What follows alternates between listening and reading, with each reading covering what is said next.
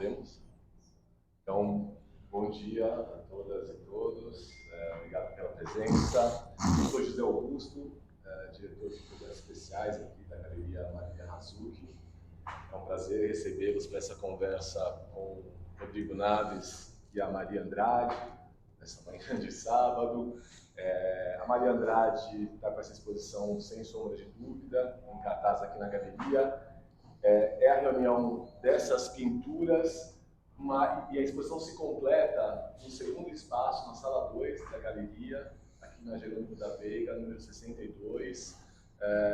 Aqui estão concentradas as pinturas mais próximas do vocabulário, do repertório da paisagem. Ali vocês veem que a produção se especifica um pouco. E o título da exposição, sem sombra de dúvida, surgiu de um comentário feito pelo Rodrigo a respeito dessas pinturas de paisagem, né? Sobre a ausência de sombra e logo uma luminosidade sem sol.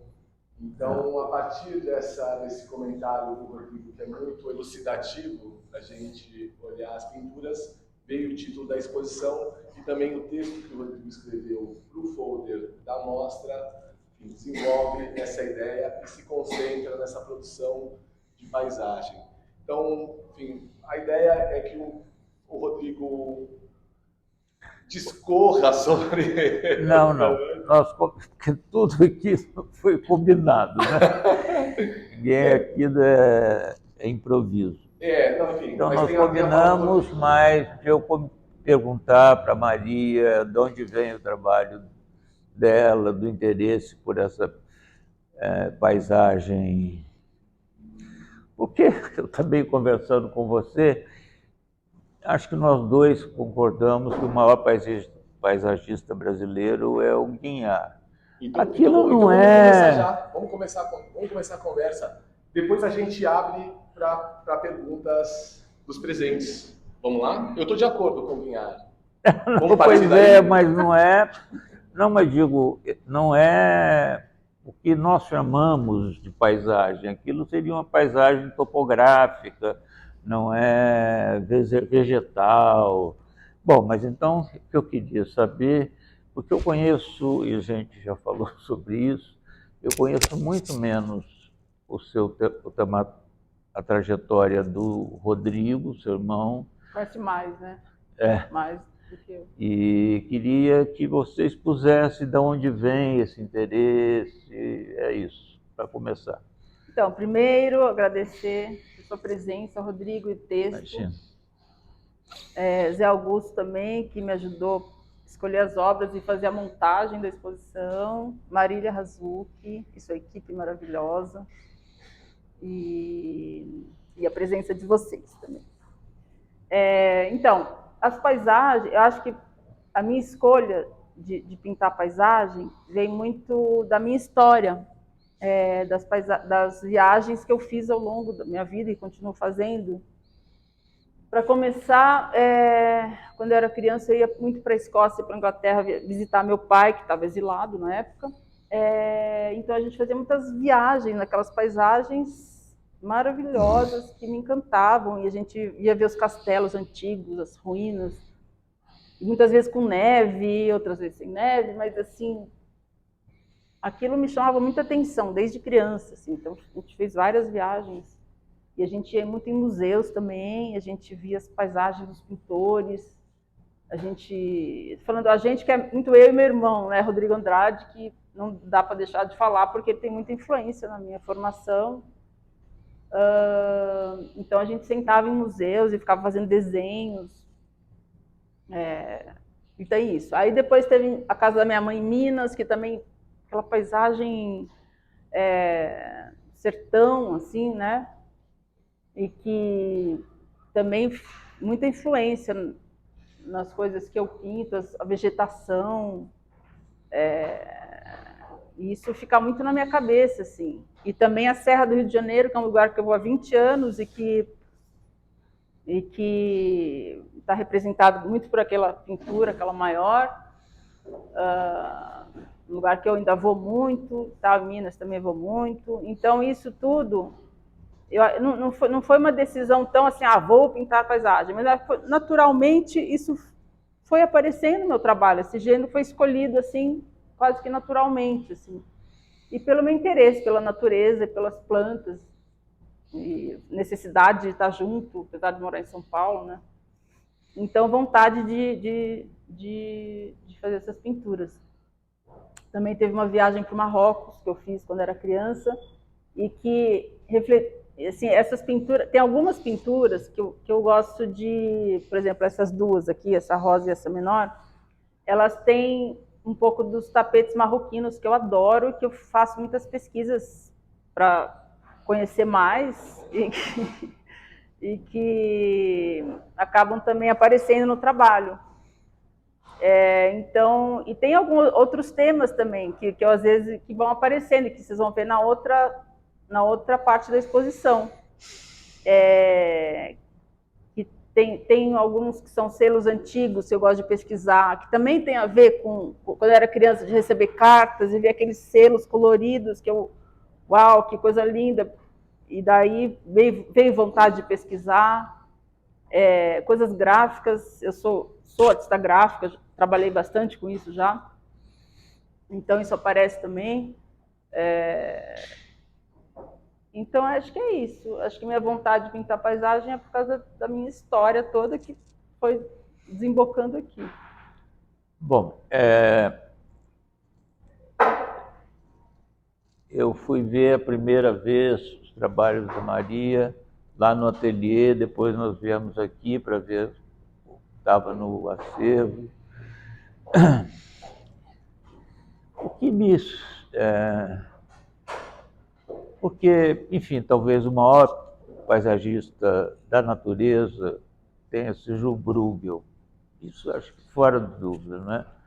É o primeiro artista da época do Renascimento. Ele é um pouquinho mais tardio, mas ele é contemporâneo ao Tiziano. E ele é o primeiro, vamos dizer, só para vocês saberem, não se sabe quase nada da vida do Bruegel. Ele deve ter 36 quadros. O grande especialista do Bruegel se chama Walter Friedlander. Se sabe que ele fez uma viagem para a Itália, talvez para a França. E, bom, por que eu vou dar essa voltinha? Porque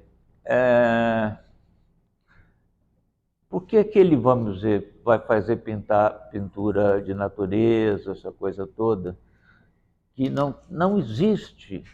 Na passagem do 15 para o 16,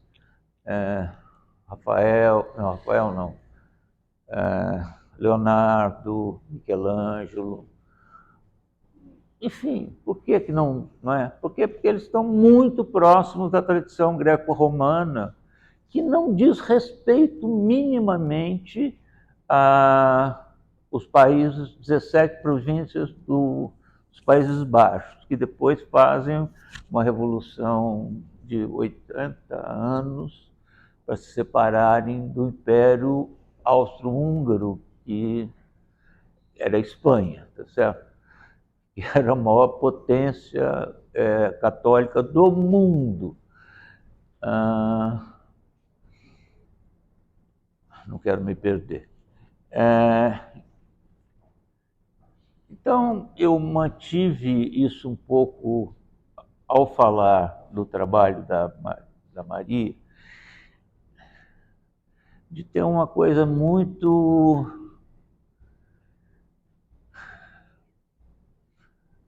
Enfim, como pintar a paisagem hoje, não é? Quando está acabando a paisagem, não é? Então, por exemplo, se vocês pensarem nesse trabalho, não tem chão, não é? Quer dizer, isso, quando eu era criança, fazia experiências com aula de ciências, você punha algodão com úmido, crescia feijão, né? Aqui não tem, é a mesma coisa, tá certo? Quer dizer, Aquelas que eu acho talvez o melhor quadro, aquele, primeiro, não tem luz, não é? Poderia ser um dia nevoado, essa coisa toda, mas ele tem um verdor, tem um frescor muito grande, e, no entanto, ele tem uma fragilidade, porque, evidentemente, o tronco dessas palmeirinhas não vão segurá-los, né? Então, o que me parece que é muito contemporâneo, porque vamos convir, né? Tirando talvez Lucas Arruda, que mal você vê a paisagem, não é? Enfim, isso está em extinção, literalmente, não é? E o que intuitivamente ou não a Maria pegou, eu acho, é essa vitalidade na natureza e a fragilidade dela. E o que eu acho que, enfim, não estou querendo te comparar com o Bruegel, mas o Bruegel morreu com 40 anos, então você tem chance. É incrível, primeiro, é o cara que vai introduzir o trabalho no Renascimento. Não tem trabalho. No Renascimento só existe uma espécie de atmosfera que em inglês em inglês se chama de midsummer, um meio verão. É uma luz mais ou menos homogênea, etc. Aí não, passa a ter neve, lagos regelados, enfim, lagos congelados.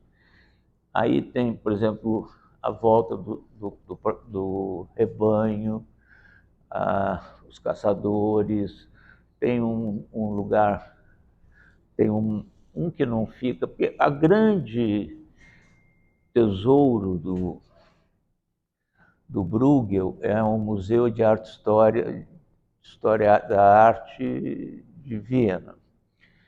E quem não está são os ceifadores que ficam no Metropolitan. Então, você tem todas as estações, você tem sempre uma espécie de um triângulo que conduz o olho para a natureza, etc, etc. Bom, só vou encerrar aqui. O que poderia haver de paralelo entre a pintura da Maria e do Bruegel? O Bruegel, olha, ele nasceu em 1530 e morreu em 1590, não se sabe ao certo. A reforma do Lutero é de 1517. Mas, como eu disse para vocês, não se sabe se ele foi católico, se ele foi protestante, qual denominação protestante, calvinista, etc. Mas é muito possível, porque eles tenham aderido, das 7 províncias do norte, que depois vão fundar a Holanda, porque enquanto a Espanha mandava nas 7 províncias do norte, era um barbárie, tá certo? Sobretudo, quem dominavam eram os dominicanos, que foram também responsáveis pela Inquisição. Mas tem um filme muito interessante chamado, acho que é A Cruz e a Espada, se eu não me engano, que vale muito a pena ver, que é baseado num trabalho do Bruegel. Mas, voltando, se eu estou sugerindo que há na pintura da Maria, simultaneamente com algo que está se acabando, mais, digamos assim, colocando no horizonte a perspectiva de que isso seja reatado. O que há no Bruegel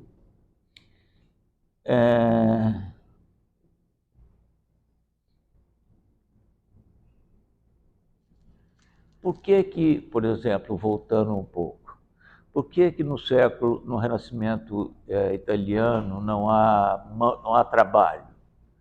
Porque eles estão fazendo um esforço quase sindical de fazer com que os artistas se diferenciem dos artesãos, que era uma tradição, uma separação que vinha da Idade Média, os trabalhadores liberais e trabalhadores artesanais. E todos eles queriam ter esse status liberal, que é como seria médico hoje em dia, advogado, para que não se confundissem como estatuto social como um artesão. E também porque os artesãos pagavam uma taxa de imposto maior. Então, não fazia nenhum sentido que, como tema, não só eles estão mais próximos de Roma, da mitologia, como é claro que eles não vão fazer representações de cenas de trabalho. Se vocês pegarem um dos trabalhos mais bonitos do Rembrandt, que é aquele boi esfolado, jamais um renascentista faria isso, porque é um trabalho rude, não é? Sujo, com aspas ou sem aspas. Não é? E, bom, eu estou dizendo isso, então, é que uma das razões de o Bruegel, que é chamado o camponês, se dedicar à natureza, é porque ele está afastado da tradição greco-romana, da tradição cristã, porque já tem a reforma, e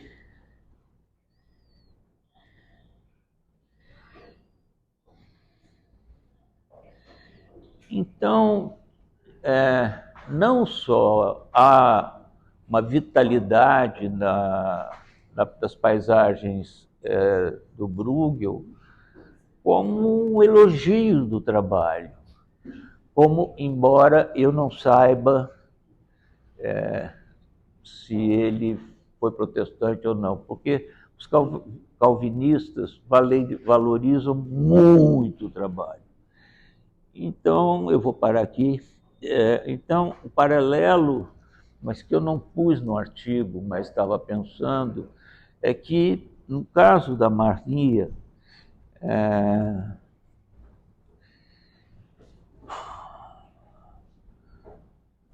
há como se houvesse uma expectativa, uma perspectiva de que esse processo de decadência produzido por nós, né, da natureza, se revertesse.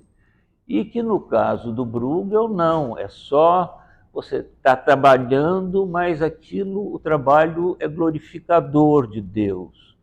E, enfim, eu vou parar aqui, mas eu só acho interessante considerar que a pintura da Maria poderia ser um paradoxo, ou seja, quando se está destruindo a natureza vegetal, digamos assim, ela está dizendo que, olha, pode ser que não, pode ser que sim. E fiz esse paralelo com o Bruegel, que é o primeiro cara que põe isso, traz isso à baila. Bom, então,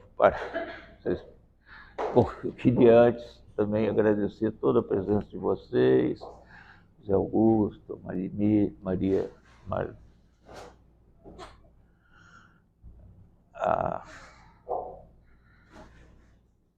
Marília Razucchi. Bom, Naís, vocês fiquem à vontade, ou para... O legal seria que vocês perguntassem as coisas para Maria, não é mais? É o que eu queria falar, acho que antes. Bom, adoro Bruegel, adoro Bruegel. E aí a gente estava conversando aqui na padaria, e eu pensei nesse trabalho aqui, que tem esse fundo branco, como se fosse neve, assim, e me chamou muita atenção no trabalho dele, aquelas cenas, né, com aquela neve, aquelas... aquela dos caçadores, né? E aí às vezes vai aparecendo e você não sabe bem de onde, mas acho que tem um pouco a ver com isso. E eu acho que minha pintura tem toda essa coisa das, né, do que eu falei, das viagens todas que eu fiz até hoje, que eu faço. E eu acho que essas pinturas são como se fossem criações de novos mundos, assim, sabe?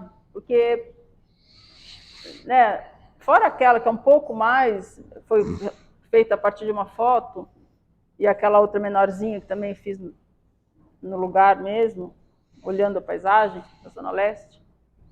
O resto tudo é invenção, sabe? Assim, essa também foi a partir de uma foto, mas também mudei as cores. Foi tudo como se fossem novos mundos, novas paisagens que eu trago para os outros verem. Agora, acho que valia a pena, Maria, você acentuar um pouco mais em relação àquele trabalho, vários outros, esse interesse que não é divergente entre a tapeçaria, a pintura de paisagem, porque ali, por exemplo, ali tem uma trama que então acho que seria legal. Eu acho que como bom, fiz aquela viagem, né, para o Marrocos, que ficou muito na minha cabeça, todas as coisas que eu vi, e a pesquisa que eu fiz dos tapetes, mais especificamente, aí eu fiquei com vontade de misturar um pouco, sabe, paisagem com essas tramas, e isso aconteceu nessas duas telas e na outra que está lá também, na outra sala. Uma vontade de misturar, meio que você não sabe bem o que está atrás, o que está na frente, o que vem antes, o que você está, sabe? De repente tem um horizonte, esse jogo assim de planos, assim, né? E me interessa muito esse assunto, sabe? Tenho vontade de fazer mais, assim, essa mistura toda, né? Maria, no caso, esses dois trabalhos que você falou, título de foto, é bem evidente, né? A preocupação com a representação. Mas os outros, eu vejo você trabalhando aqui quase no meio fio entre o abstrato e o figurativo. Exatamente. Você tem como um pano de fundo uma paisagem, mas na verdade você está fazendo uma abstração. Estou inventando. Por isso que aqui talvez você sinta essa maior liberdade, né? Exatamente. Dá uma possibilidade mais ampla, na hora que você está trabalhando, essa abstração, aqui ela reverbera, né? Exatamente. E ela fica um pouco mais presa na representação. Esses outros aqui, eu acho que esse meio fio Exatamente. torna interessante, né? Fica uma estranheza, né? Uma paisagem, né? É bem invenção, imaginação e muito a ver com as cores. Vontade de usar certas cores e ser um pretexto para fazer alguma coisa, e daí saem essas invenções, assim, né? Essas paisagens imaginadas. Então, vou aproveitar essa deixa aí do Paisagens Imaginadas, lembrando do título que é atribuído às pinturas do Guignard, de paisagens imaginárias, paisagens... Você começou falando do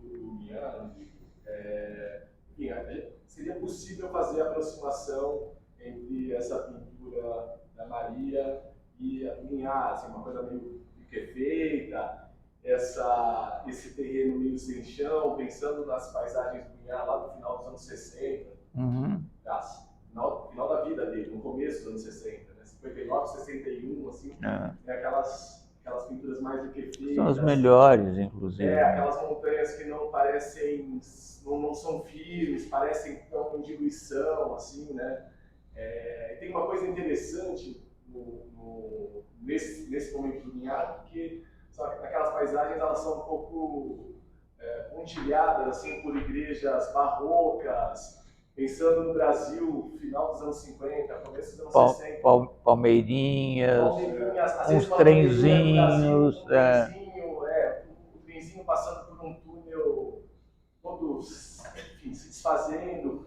E tem uma coisa interessante assim, de pensar o Brasil é um momento de desenvolvimentista, de progresso. Assim, tem uma hegemonia no debate artístico naquele período que opõe ali abstração, figuração, abstração geométrica, o concretismo versus abstração taxista, abstração lírica.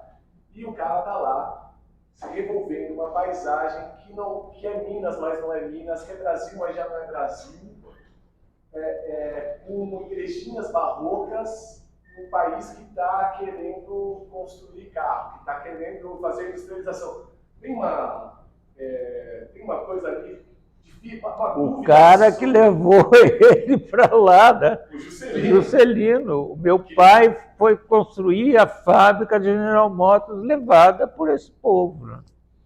Porque o Guinhar nasceu no Rio de Janeiro. Não, Nova Friburgo. Em Nova Friburgo, aí estudou na Alemanha, volta para o Rio de Janeiro, e aí em 43, 44, ele recebe o convite para lecionar na escola. Pelo Juscelino. O convite teria sido feito por Portinari, que teria indicado o Guinhar, e aí o Guinhar vai para Minas e ele fica lá, faz aquela. A produção talvez mais conhecida assim, do Guinhar é desenvolvida nesse período já, metade final aí da trajetória, em Minas. E não, então, quando você saiu falando do Guinhar, mas não completou a fala, assim, você quer? Não, enfim, Ou falar dessa porque tradição de paisagem? eu liguei antes para evitar, para as coisas correrem bem, não é? Quanto tempo a gente falaria, blá, blá, blá, blá, blá, blá. Falei isso, quer dizer, porque, em geral, digamos, o Pansetti é um paisagista, mas a gente chama de marinhas.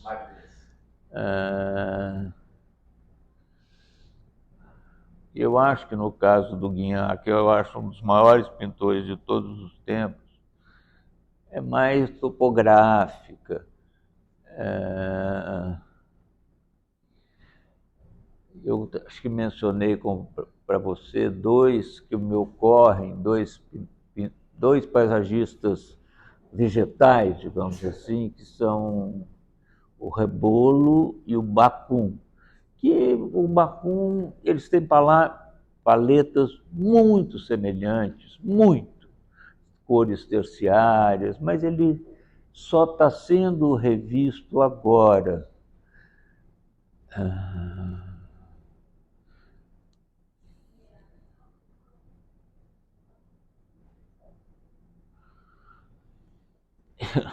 Eu me perdi aqui, espera aí.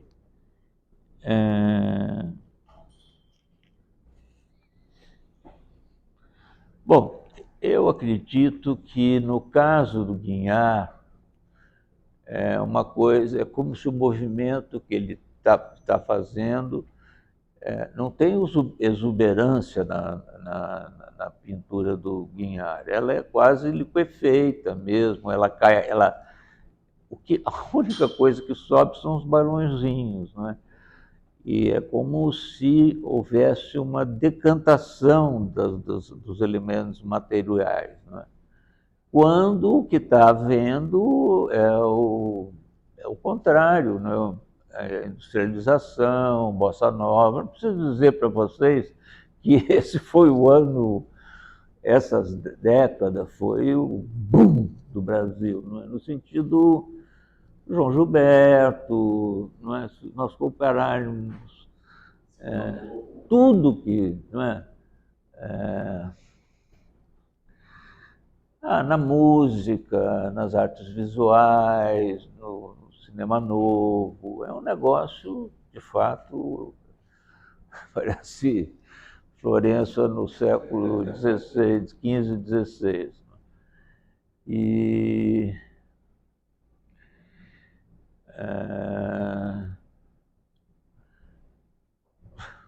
no caso da Maria, seria o fim disso, não é? O fim, quer dizer, não estou querendo ser pessimista, não, porque é difícil não ser,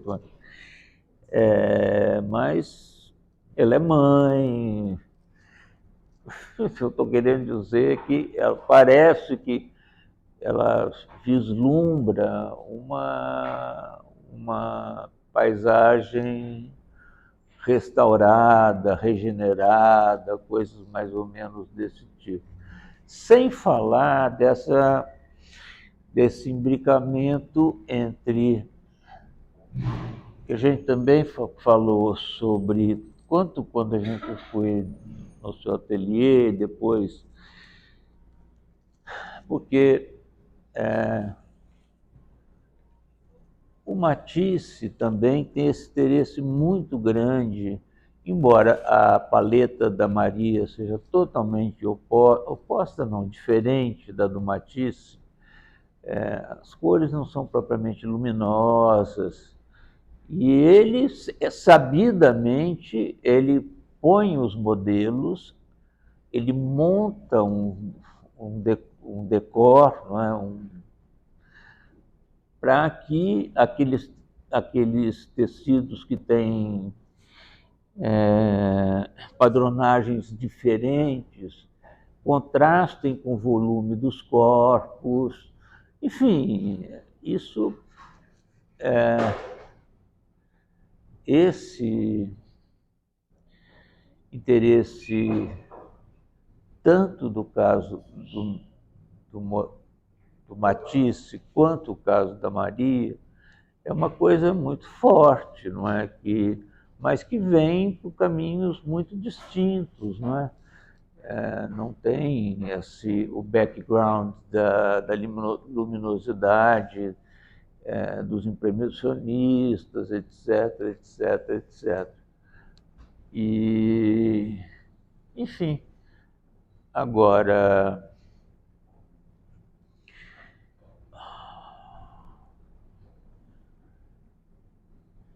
assim como me parece, não parece, porque esse cara que é o grande estudioso do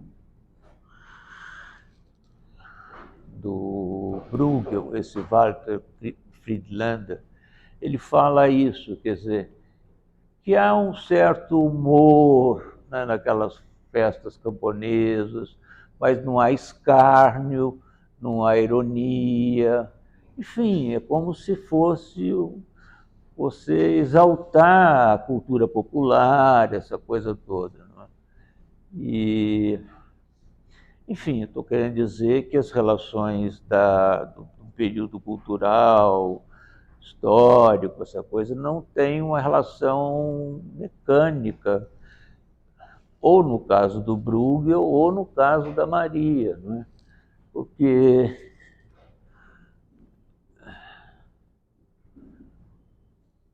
não sei, mas sobretudo se nós associarmos o que eu venho falando com o que o Newman falou, tem essa questão também de uma aproximação com a natureza, não é? Quer dizer, porque tudo que você vê muito de perto fica abstrato, não é? Basta ver qualquer coisa. E,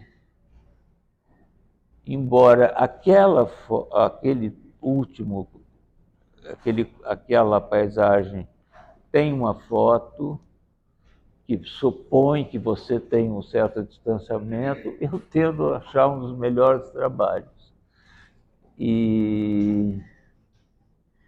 Bom, e esse aspecto, vamos dizer, que tende um pouco para a abstração, supõe que você vê as coisas muito aproximadamente, não é? Então, estou querendo deixar no ar A atração que ela tem pelo tema. 2, possível discrepância que o vigor da natureza não tem aqui. E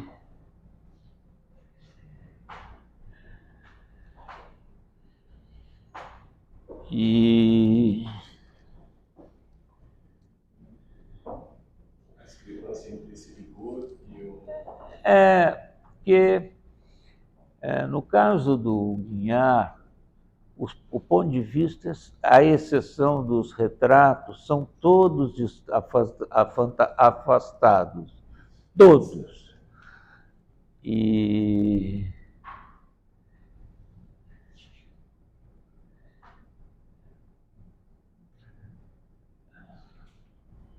a ponto de as coisas perderem definição. Você não consegue mais distinguir o que é montanha, o que é nuvem, o que é líquido, o que é arenoso.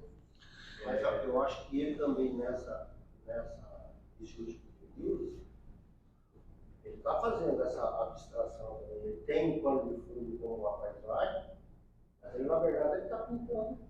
A coisa em si, mas como é que diz? Não tão narrativo, né?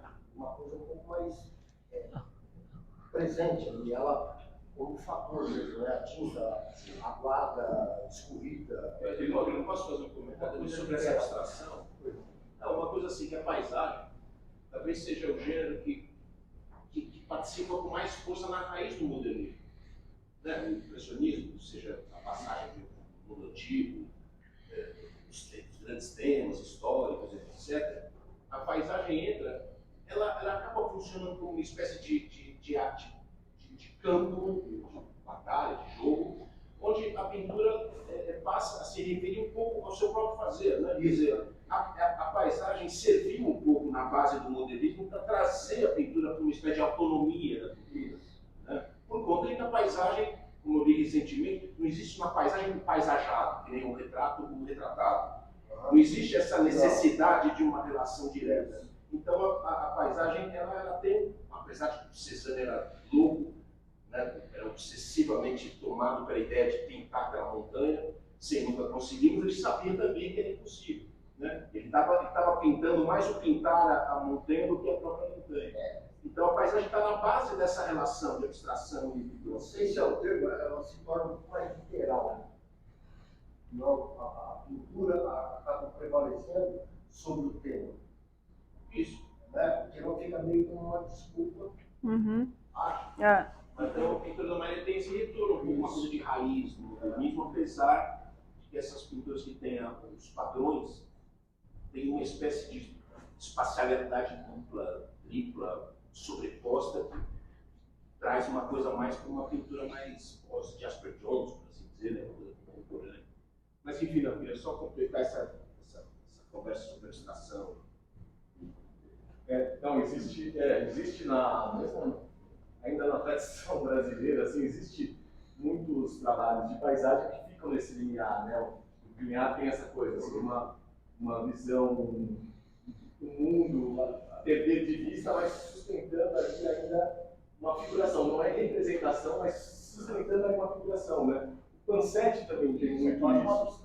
O Pansetti reduzindo as faixas de areia, mar, céu, a campos de cor. Então, na paisagem existem muitos desenhos. O Morandi também é outro, né? As paisagens do Morandi, que às vezes eu acho que a Maria também. Mondrian chega na abstração exatamente por meio da paisagem. Né? É uma coisa que eu acho que tem na minha pintura, que eu gosto muito de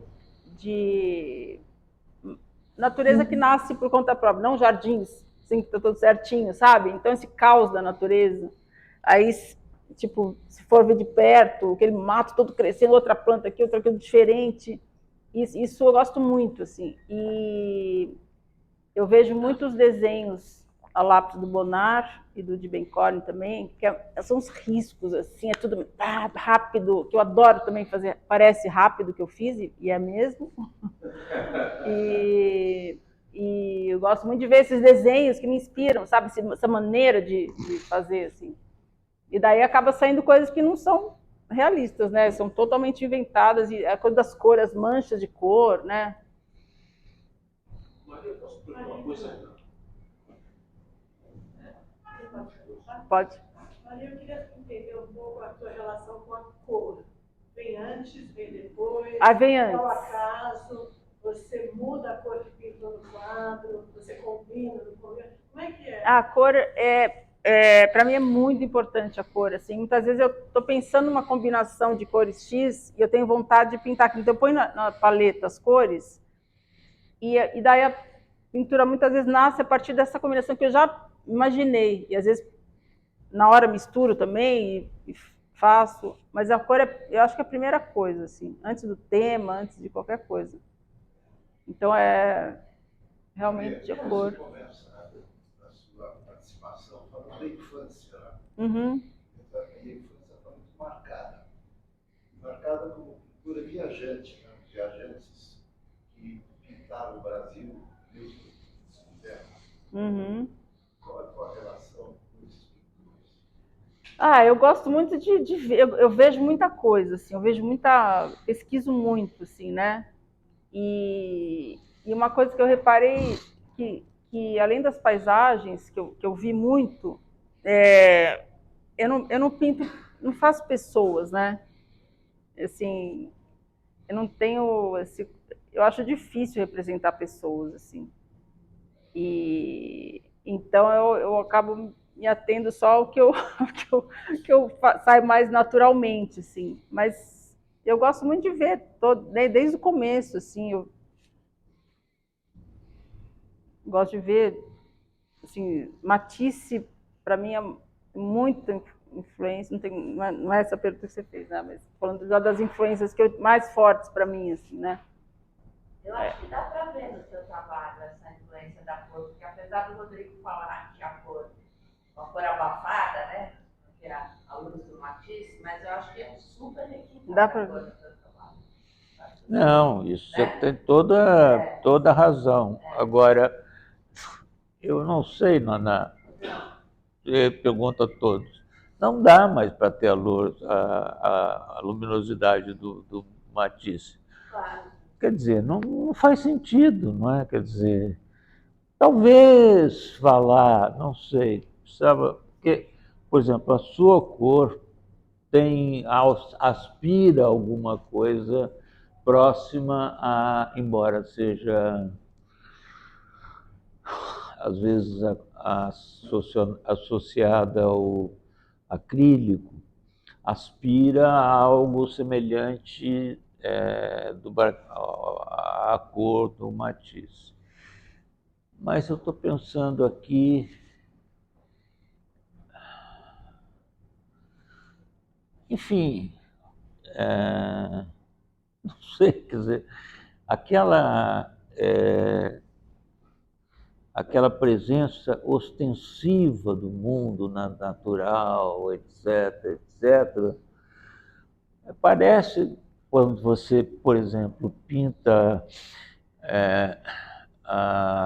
acrílico, a placa de acrílico por trás e pela frente, por frente, de frente, parece que tem algo de luminoso, de trás embaça, né? Enfim, não estou querendo estabelecer uma relação muito direta entre a intensidade das cores e esse mundo que ficou embaçado, né? E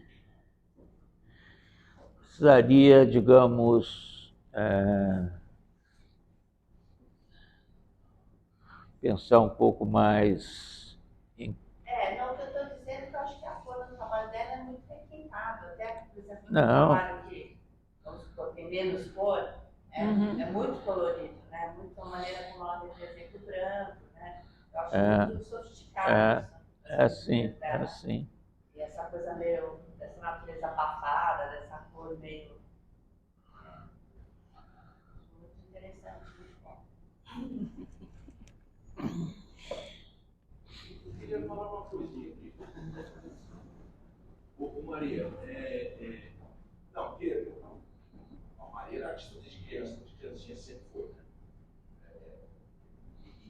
fazia desenho que eram sempre engraçados. Tinha graça. Maria participou, por exemplo, da revista Papagaio, que eu fazia lá no colégio. Ia lá no Sérgio Fino fazer gravura. Mas aí você foi para música, né? Música e a parte de arte, assim, de artes plásticas, desenho, ficou mais paralela. E depois a música não virou uma coisa profissional e a parte de desenho, de arte, caminhou para um lado artesanal. Ele falou de uma passagem do artista, do artesão para o artista liberal. E aí,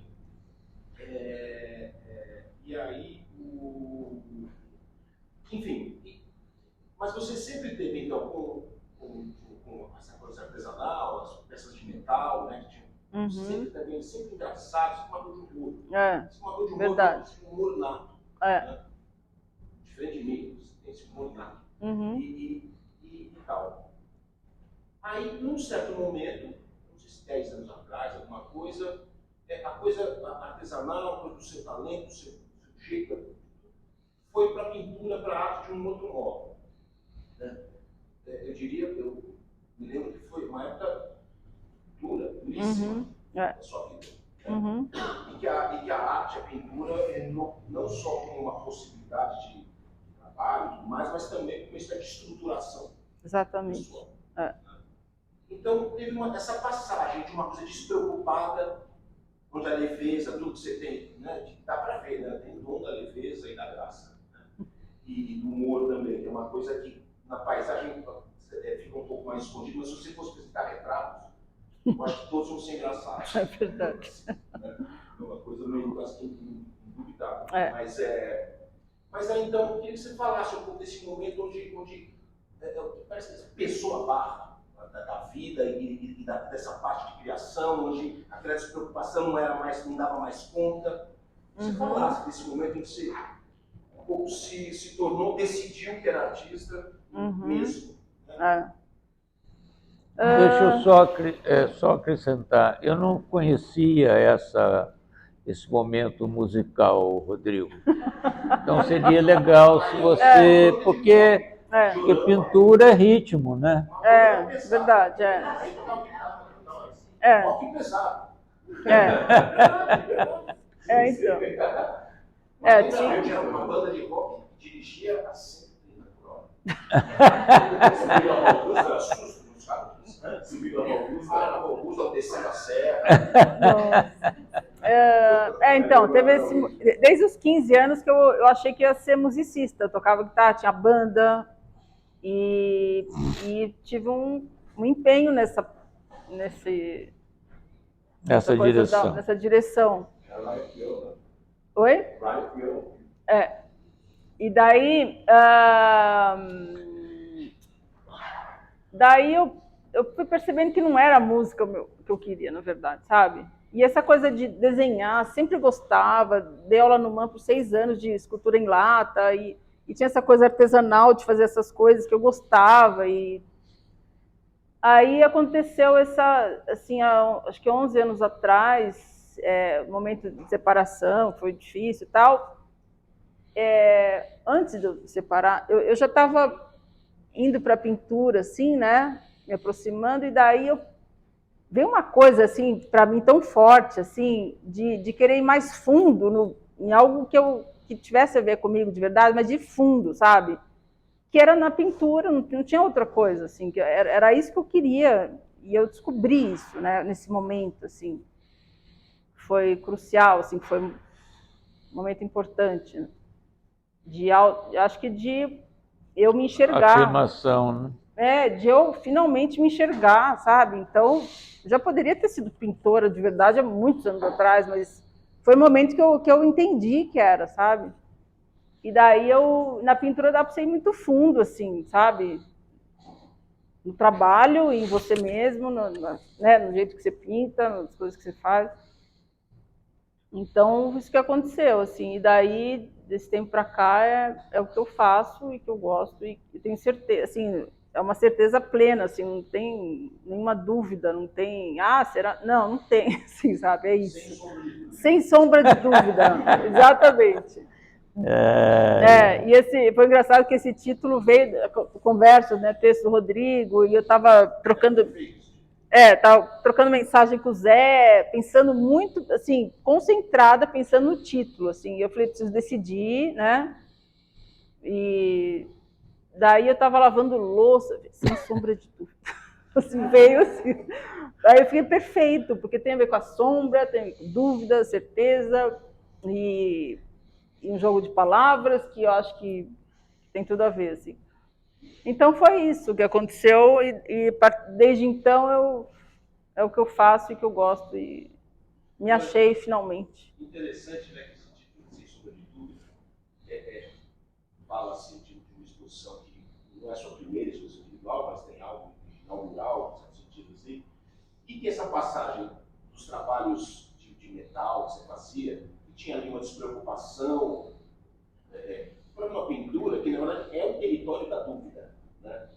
E na verdade, eu acompanhei muito de perto, né, no início tudo, e o teu esforço para incutir tensão, peso, conflito, agressividade. É verdade. Uma natureza que era bastante diferente disso, né? Verdade. Uma coisa da vontade ali, né? Uma coisa, digamos assim, proposital. Mas, em todo caso, esse título é super bom, inclusive por isso, né? Porque, na verdade, sem sombra de dúvida, no campo onde a dúvida é reinante. Exatamente. Né?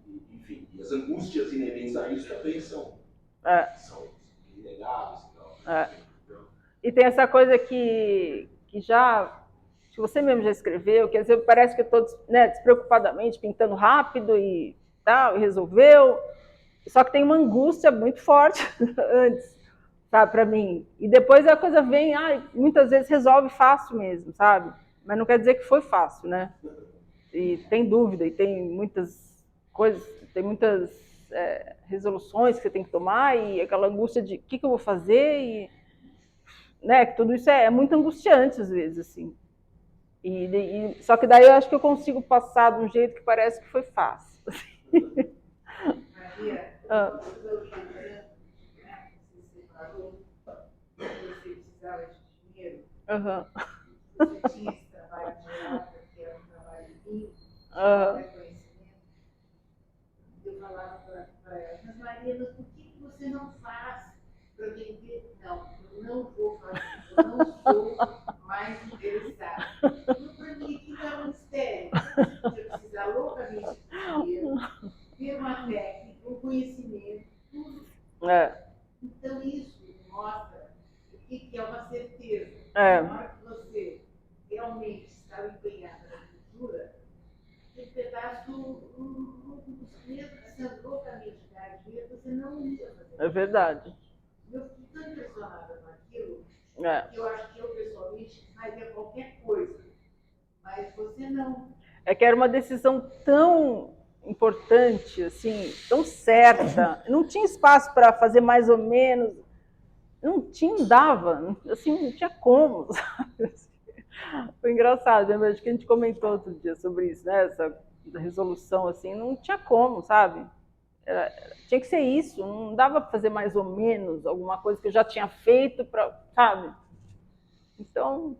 Mas também, isso também mostra um pouco uma dimensão da arte, assim, da pintura, e ultrapassa uma coisa profissional, né? Uma coisa que é estruturante mesmo. Exatamente. Da vida, é uma coisa que é exatamente. Existencial. Né? É antes e depois da coisa profissional. E é claro, agora é profissional. Né? Sim. Tem isso, mas não tira esse outro lado. Mas acho que é por isso que eu fico tão angustiada, às vezes, uns dias antes de expor, assim, quando é individual. Você não continua, você não conseguia entregar o trabalho, não era isso? Parece que o Zé ficava pressionando para entregar o trabalho. Né? Não. Tinha outro responsável para pressionar. Você tinha vontade de produzir bastante. Eu queria produzir mais, até o dia, mas eu, em geral, fico angustiada porque é tão como se fosse vários pedacinhos de mim aqui que eu coloquei, e eu falei, todo mundo vai ver agora, meu Deus do céu. Então... Mas é hiper importante mostrar, obviamente, eu gosto de mostrar, mas tem essa mistura toda Aliás, no meio. eu fui no seu ateliê, mais ou menos um mês e meio antes da exposição, né? Lá, já tinha muita coisa que não acontecia, muitas novidades, estava aparecendo essa dissolução aí, desses planos chão, céu, né? Né? Se dissolvendo no plano, literalmente. E as cores também ganhando uma vibração também mais para vários lados, tudo mais, me surpreendi tudo. E daí eu vim aqui no dia da exposição, lá depois, não sei o quê, já tinha várias fotos que eu não tinha visto. Tinha, não. Então estava num ritmo alucinante. Porque coisa encaixou, né? É que eu acho que eu me animo muito também. Tem um negócio marcado? Então, gente, que delícia! Deixa eu fazer, sabe? E aproveitar essa inspiração desse momento. Esses dois eu fiz numa tarde, já estava com a exposição marcada. Então é isso, acho que tem essa... Maria, só uma coisa, acho que eu assim, quando eu vi, eu sou muito também ligada com a natureza e tal. E assim, o que me passou na primeira olhar, assim, foi... Eu meio perdeu o ar, assim, porque assim, a primeira impressão foi de uma destruição, do momento que ele está vivendo e tal. Mas aí, olhando, mesmo com a sua fala, eu vejo que tem essa ansiedade, assim, você vê uma tensão, você percebe a tensão na coisa. Eu acho que, assim, de paisagem, às vezes você fala, é para descansar, sei lá, é um lugar de paz. E aqui você quer ver, mas você fica inflamada com a cor, com a mistura, com a velocidade do gesto. E acho que passa todo esse momento que você está falando, aí você se entregar. Exatamente. Eu olho e vejo uma pessoa ali, maluca ali, com a natureza, com você. Acho que tem a ver com essa coisa de outros mundos, sabe? Onde é que você vai ver isso aqui? De verdade não tem, são mundos inventados, né? Que vêm de tudo, né? De tudo que a gente vive, sei lá, da vida, das coisas que você... Não é mostrar o trabalho, é se mostrar. Você está se mostrando. Eu estou me mostrando, exatamente. Mais difícil. É mostrar o trabalho. No dia da vernissagem, em geral, eu toquei. Mas uns dias antes, eu falei, meu Deus, agora já era, já foi.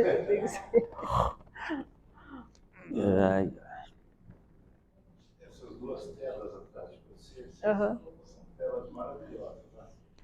E de invenção, para mim faz muito bem. Que bom, que bom. Que legal. O trabalho é muito especial. Que bom, obrigado. Mas parece pegando fogo também, né? Verdade. Mas ele tem uma vitalidade, não? Tem. Esse aqui eu comecei por causa dessa cor, desse turquesa que eu vi num Saitomble. Tinha uma cor, essa cor parecida com essa. Eu comecei fazendo essa cor. Foi pretexto para fazer essa pintura. Primeiro veio essa cor, depois foi. Essa outra parece que você está na selva. Eu estou. Na sombra, paisagem. Exatamente, eu estava mesmo, e eu tirei uma foto de um lugar que eu estava, e a foto saiu, eu falei, gente, como assim? Não tem essa luz aqui, essa coisa mais branca aqui, e a foto saiu já diferente, sabe? E daí eu mudei as cores, e daí inventei outras coisas também, mas veio a partir dessa foto, que é no mesmo lugar que aquela, é a mesma paisagem.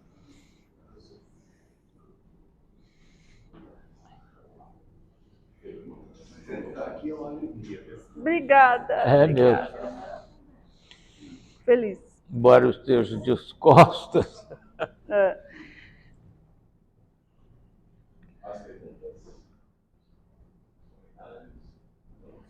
Então, bom, quero parabenizar e agradecer a Rodrigo Naves. Imagina, nós é que agradecemos. Obrigada.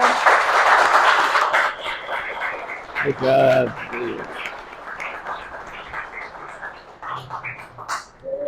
Vou deixar um lembrete para vocês. Obrigada, Rodrigo. Gol de placa.